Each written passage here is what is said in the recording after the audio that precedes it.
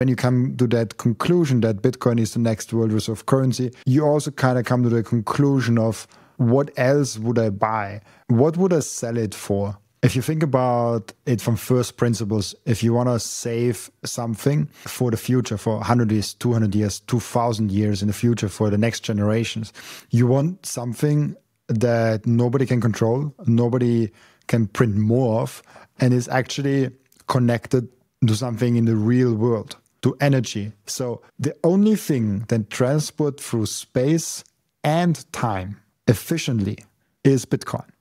And then the question is like, what are you going to do? Are you embracing it or are you hating on it? Because hating on it is unproductive.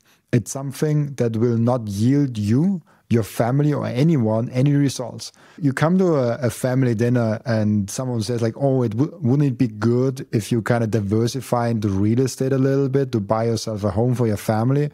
I'm like, it's not a bad idea, but I'm not risking selling one Bitcoin now to get a down payment for a home that I want and then losing out on one Bitcoin being like $100 million. Why would I do that? I can buy a city with one Bitcoin at some point. That does not make sense for me. If you have a Bitcoin stack and emotionally you have to buy a house, then go ahead and do it. Just know it's a bad financial decision. Selling Bitcoin and buying real estate is a bad decision. Selling Bitcoin to buy anything except Bitcoin is probably a bad decision financially. I came to the realization that Bitcoin is so important that I do not want to do anything else. I do not want to spend any time not thinking about Bitcoin. I do not want to spend any time in fiat, in IT security, in whatever other industry you could spend your time in. I was in IT security before.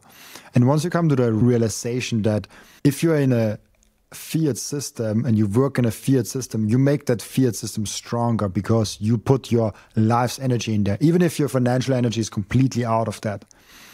That's why my first transition was, let's get my financial energy out. 100% I was in Bitcoin. But then I also got my actual life energy out of the fiat system, out of IT security, into Bitcoin. 100% of my financial energy is in Bitcoin. 100% of my life's energy is in Bitcoin. That's kind of the setup I wanted to do. Now I even go one step further and earn most of my income already in Bitcoin and spend some of my expenses already in Bitcoin. You get sucked into Bitcoin. First, you just, it's a unique diversifier. And then you get in like, oh, okay, let's get a little bit more Bitcoin. All of a sudden, you like go all in Bitcoin. Then you work in Bitcoin. You do your stuff in Bitcoin. I went really quick from hating Bitcoin, thinking it's a scam, to 3 years later actually discovering it, buying my first like $100 of Bitcoin. It was in 2020. And then I needed a year to go all in. And then I needed 2 years to go also all in with my life's energy. And you have that transition of like being against Bitcoin, saying it's a scam, to having all your money in it, having all your life energy in it, transacting most of the times in Bitcoin and being completely Bitcoinicized. So that's why I did it, because I think Bitcoin is the most important thing.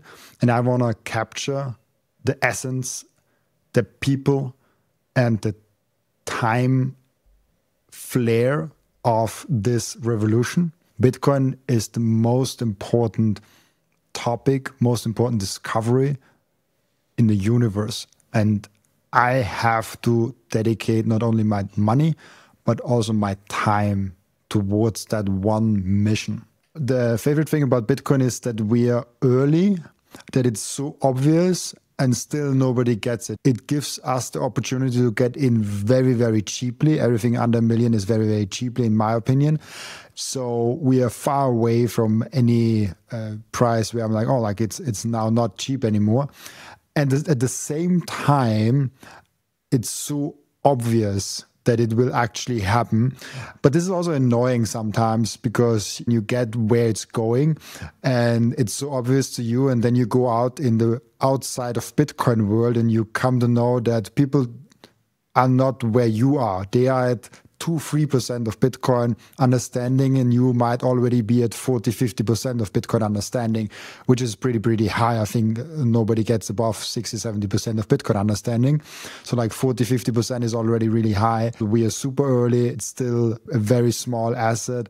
And that window of being early might be 2 years, might be 20 years. We don't know. But I think there is a tipping point coming, and the tipping point is faster and faster approaching. Once we reach that tipping point, it could go really fast, especially with money, because if people lose trust in their money, and this spreads like wildfire, like, oh, did you hear hyperinflation, US dollar? You still have 10,000 euros in the bank account? Get rid of it. Buy some Bitcoin. That is wildfire. Once trust, like right now, the euro, the US dollar, the yen, all of those currencies still work because majority of people still trust them.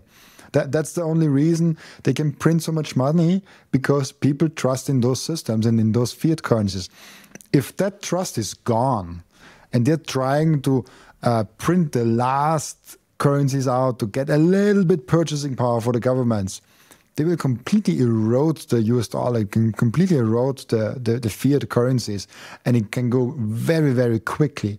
The tipping point where the US dollar is completely worthless and Bitcoin is the only asset that is everything is pricing at, that tipping point, I think, will come faster and faster. There was a point in time where 80% of the working force was farmers. When then the tractor comes along and makes things way more efficient, the people on the farm are like, oh, shit, what are we going to do? What are we going to work in the future? So with every invention, there is a big shift, a big change coming. And there are people that like change, that thrive on change. Those are the innovators, the pioneers, the early adopters. That's basically us, everyone that is watching and listening here, because you are really early to that one. And then there are also the critical people. And with every new innovation, every new company, with everything that is coming up new, this thing has to prove itself way more than the incumbent system. For example, Bitcoin has to always make everything perfect. It has to be also perfect on the, let's say, quantum computing resistance. Has anyone ever thought about if their bank account is quantum computer resistant? Like, nobody questions that. But the same guy that has 100% in his bank account of his financial energy asked that, oh, but when quantum computers come along, Bitcoin will be doomed. Yeah, like you have 100% in a bank account that someone could easily hack. I come from IT security. Those banks are not safe at all. And not a lot of people get it. And this information asymmetry is huge, so huge. And that's why I'm also saying nobody is bullish enough. People cannot grasp how big the opportunity of Bitcoin actually is, because not just 8 billion people that will compete for the 21 million Bitcoin, it's also the 185 nation states. But it also is how many companies there are in the world. They will all want Bitcoin. And then we'll also have AI agents, like billions of AI agents that all do a small little task that also want to get paid in Bitcoin. If you already ask AI what's the perfect money, he will basically describe you now what Bitcoin is. AI will figure out that it will need Bitcoin as a medium of exchange, unit of account, and store of value. So AI will demand Bitcoin. People will demand Bitcoin. It will be huge. It's always the informed versus the uninformed. Those who are informed have a need to know. Those who are actually did the proof of work to dig into Bitcoin have an extreme advantage over those who don't do the hard work in digging into Bitcoin. There is a time and place when you will be too late to Bitcoin, and it's the time when you are no longer able to buy Bitcoin with US dollar or fiat currencies.